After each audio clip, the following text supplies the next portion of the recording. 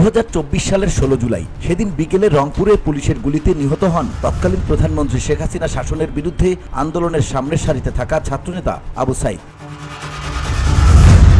কিন্তু ঢাকায় সম্পূর্ণ ভিন্ন এক চিত্র দেখা যায়। মৎস্য ও প্রাণী সম্পদ মন্ত্রণালয়ে তখন আওয়ামী লীগের একজন জ্যেষ্ঠ নেতা ও মন্ত্রী আব্দুর রহমান তার অফিসে অনায়াসে বসে স্থানীয় এক কবির কবিতা পাঠ উপভোগ করছিলেন। সেদিনের একটি ভিডিওতে দেখা যায় আব্দুর রহমান চেয়ারে হেলান দিয়ে বসে তার ডান গালের ওপর মুষ্টি রেখে নীরবে শুনছেন। পাঠ শেষে তিনি হালকা হাসি দিয়ে মন্তব্য করেন, দারুণ। কিছুক্ষণ পর একজন সহকারী যখন তাকে সাইদের হত্যার পর পরিস্থিতি উত্তপ্ত হওয়ার খবর জানায়, তিনি বিষয়টি উড়িয়ে দিয়ে বলেন, ও কিছু হবে না, নেত্রী সামলে নেবেন। বাংলাদেশ জুড়ে যখন সহিংস পরিস্থিতি দ্রুত ছড়িয়ে পড়ছিল, তখন একজন মন্ত্রীর এমন স্বাভাবিক আচরণ অনেকের কাছে আওয়ামী লীগের মাঠ পর্যায়ের বাস্তবতা থেকে সম্পূর্ণ বিচ্ছিন্নতার প্রতীক হয়ে দাঁড়িয়েছে। প্রায় 3 সপ্তাহের মধ্যেই শেখ হাসিনার সরকার, যাকে কর্তৃত্ববাদী ও নৃশংস বলে অভিযুক্ত করা হয়, ছাত্রদের নেতৃত্বে হওয়া এক গণঅভ্যুত্থানের মাধ্যমে ক্ষমতাচ্যুত হয়। এই বিদ্রোহ 1 জুলাই শুরু হয়ে 5 আগস্ট শেখ হাসিনার ভারতে পালিয়ে যাওয়ার মাধ্যমে শেষ হয়। তাতে অন্তত 2000-এর মতো নিহত হয়, আরও 20,000 জন আহত হয়েছে। এর মধ্যে নারী ও শিশুরাও রয়েছে। এর মাধ্যমে শেখ হাসিনার 16 বছরের শাসনের পর্দা নামে। 5 মাস পরও আওয়ামী লীগের নিজের পুনর্গঠন করতে লড়াই করছে। দলের অভ্যন্তরে স্পষ্ট বিভাজন তৈরি হয়েছে। একদিকে ক্ষমাশীল না হওয়া প্রবীণ নেতারা, আর অন্যদিকে মধ্যম স্তরের নেতাকর্মীরা যারা মনে করেন দলকে ভুল থেকে শিক্ষা নিতে হবে। এই বিভাজন কিভাবে মোকাবেলা করা হবে তাই দলটির ভবিষ্যৎ নির্ধারণ করবে। অনেক আওয়ামী লীগ নেতা এখনো দায় এড়ানোর চেষ্টা করছেন। দলটির যুগ্ম সাধারণ সম্পাদক AFM বাহউদ্দিন নাসিম 16 জানুয়ারি একটি অজানা স্থান থেকে আল জাজিরাকে ফোনে বলেন, আমরা আন্তর্জাতিক ষড়যন্ত্রের শিকার, এটা শিগগিরই প্রমাণিত হবে। তবে তিনি স্পষ্ট করেননি তিনি কাকে অভিযুক্ত করছেন।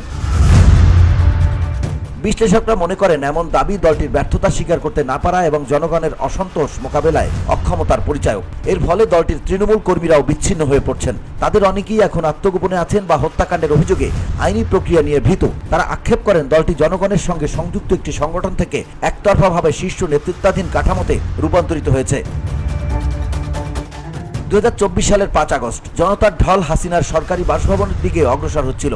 তখন প্রধানমন্ত্রী তার বোন শেখ রেহানাকে নিয়ে গণভবন থেকে সেনাবাহিনীর হেলিকপ্টারে পালিয়ে যান। আওয়ামী লীগের ছাত্র সংগঠন বাংলাদেশ ছাত্রলীগের একজন সিনিয়র স্থানীয় নেতা নাম প্রকাশ না করার শর্তে আল জাজিরাকে বলেন, যখন এই নাটকীয় পালানোর দৃশ্য টিভিতে সম্প্রচারিত হচ্ছিল, তখন আমি এখনো খুলনার রাস্তায় কিছু কর্মীর সঙ্গে ছিলাম। আমি স্থানীয় সাংসদের কাছে ফোন করার চেষ্টা করেছিলাম, কিন্তু তার ফোন বন্ধ ছিল। তখনই আমি নিজেকে প্রতারিত মনে করেছি।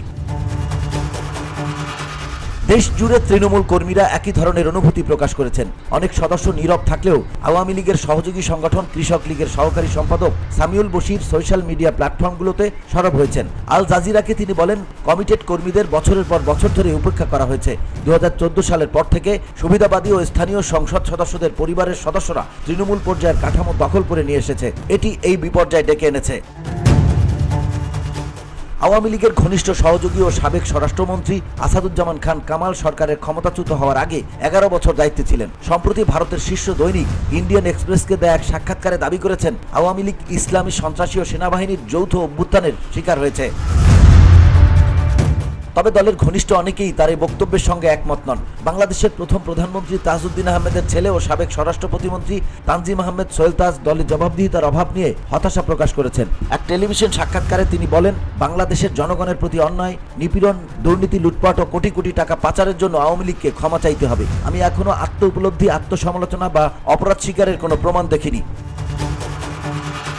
তবে এবার পরিস্থিতি ভিন্ন বলেছেন হাসানুজ্জামান। তার মতে আওয়ামী লীগ এখন গুরুতর নেতৃত্ব ভাবমূর্তির সংকটে পড়েছে। তিনি বলেন, ছাত্র নেতৃত্বাধীন এক রক্তক্ষয়ী আন্দোলন এবং সামরিক বাহিনীর সমর্থনে দল ক্ষমতাচ্যুত হয়েছে, আর শেখ হাসিনার নেতৃত্বের ভাবমূর্তি গুরুতরভাবে ক্ষতিগ্রস্ত হয়েছে। শেখ হাসিনা ছাড়া দলের পুনর্গঠন কঠিন হবে এবং অভ্যন্তরীণ বিভাজনও বাড়বে।